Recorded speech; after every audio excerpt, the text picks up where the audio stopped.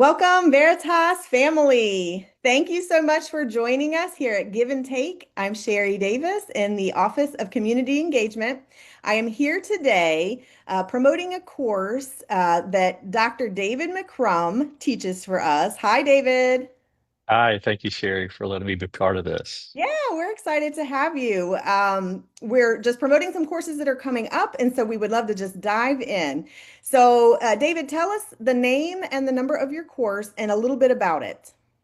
Yeah, so MI 500 is about theological issues in missions, and what a vital topic, especially when you get into missions or cross-cultural ministry.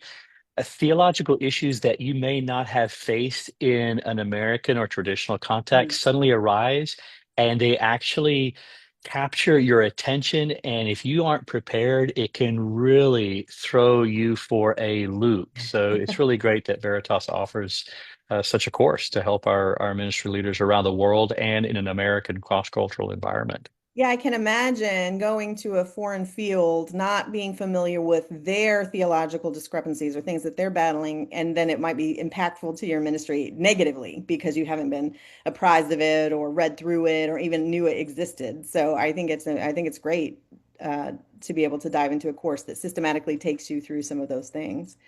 Tell me about who can benefit from your course. Is it a required course? Is it an elective? What program is it required in? That kind of thing. Yeah, so that's a great question because, I mean, even in our context here, we think missionaries would be a traditional mindset, but increasingly, especially with my work in global and American missions, we're finding this a huge need in the American context because of globalization. Most of us in our churches, in our work environments, we have cross-cultural friends. And so if you're planning a church or leading a church ministry in Arizona, Detroit, Tacoma, Washington, you are facing cross-cultural issues, not just on the surface, but deeply held theological positions that are not based on a traditional Judeo-Christian foundation. So I think this course is going to be just increasingly vital, not just for global missions, but for church leaders everywhere. And so I love the structure of Veritas, especially with a master's program, because you'll have your core, but then there's just tremendous flexibility for you to build your learning experience around the ministry life that God has called you to. So I think this would be vital, not just for global, but more and more for American ministry leaders or Western ministry leaders. They're increasingly finding themselves, wait a minute, I wasn't ready for this cross-cultural awareness and theological issues that maybe weren't as important in a Western environment, Mhm. but are very much so, more so now. Yeah, that's a great point that I'm glad you mentioned because um, each of our ministries, and especially in certain locations in America, would be such a melting pot. So that's a really great point to note that you don't have to be going to the foreign mission field to be able to benefit from this class. I appreciate your bringing that up. So, um, what's the course load like in this class? What can a student expect? Yeah, so a 3 credit course, you're reading, there's going to be two required textbooks in this one they're not light reading, but this is a master's level. So we engage with both of those textbooks in a very different way, but on a regular cadence. So it's not just go read this book. We actually interact with those, both by Hasselgrave and by Ott. And so you're going to be familiar with Veritas structure like discussions and things like that. These are guided, they're very intentional. But I also really like the project. So, for example, in a traditional Western church, you don't really focus on angelology that much. But if you're going anywhere in Latin America, Africa, Asia, the doctrine of spirits Hmm. is massive because that's what angelology is. So, how do I interact with the spirit realm, dead ancestors? And so right away you see, oh my goodness, that's not angelology, that's the doctrine of spirits. or like contextualization. So that's a growing need both here in the Western church and the global church. So I really like that in the project you get to address some key theological issues that are important to you and where you minister. And that's really the heart of Veritas, is we're providing training where you live. And so the project is focused that way. We give you some grounding with the instruction, with the reading, but then we want you to be able to think, write, and lead in your local context and provide value that way. So I think that's going to be very enjoyable, especially for the student. We talk about this a number of times, and I, as having a student coming through Veritas at one point, I loved when the instructors gave the latitude. So there was the structure of the actual project, but there was latitude within that to write on your own topic or what you were passionate about or what you felt like your ministry needed at that moment.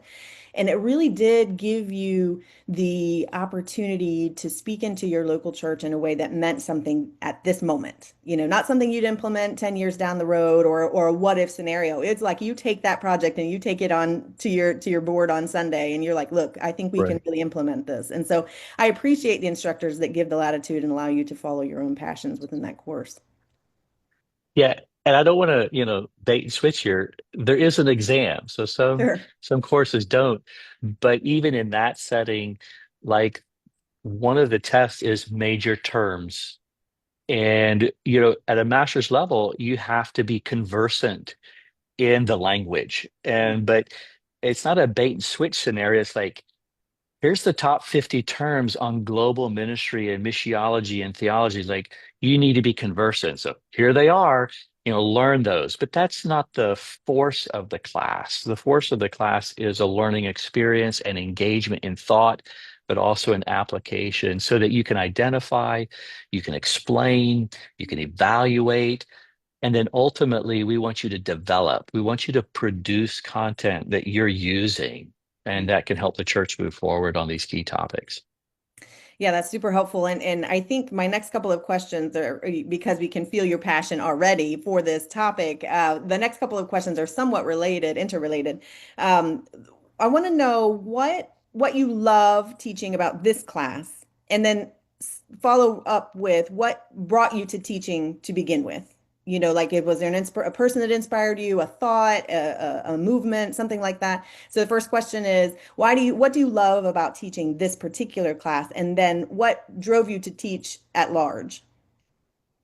Yeah, thank you for that first question. I have been involved in missions, so we know that term, that word. But more and more, I'm challenging people to think not about missions, but about a Great Commission expert or a Great Commission worker Mm, or a global ministry leader because the world is becoming smaller and more mm, complex. mhm, And so I love this class along with a few other graduate classes because now we're engaging where people live. And it's not just to learn more information, but now we want to evaluate and use that information because you've got people that you're leading on Sunday. mm, You've got people maybe that you were counseling with, and you had no understanding that actually their theology, they're not coming from a Judeo-Christian. Oh, I never considered mm, angiology, for one, was one of those doctrines I just went through really quick. Didn't realize that two-thirds of the world, I better be well versed in the doctrine of spirit. So we've used that example twice here. So the fact to get that kind of engagement and to help leaders think differently, that really excites me about getting to teach this class.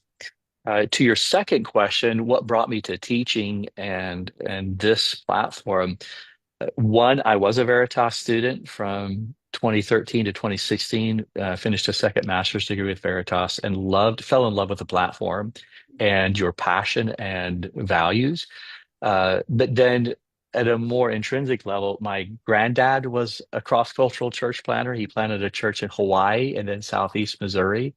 And then my parents were missionaries for almost 50 years in West Africa, South Africa. So the cross-cultural space and ministry it's in my blood. But then also when I was in graduate school, that's when God really burdened me to move back to Africa. And now I get to help. I'll be in Argentina. I'll be in Sierra Leone, just got back from Australia.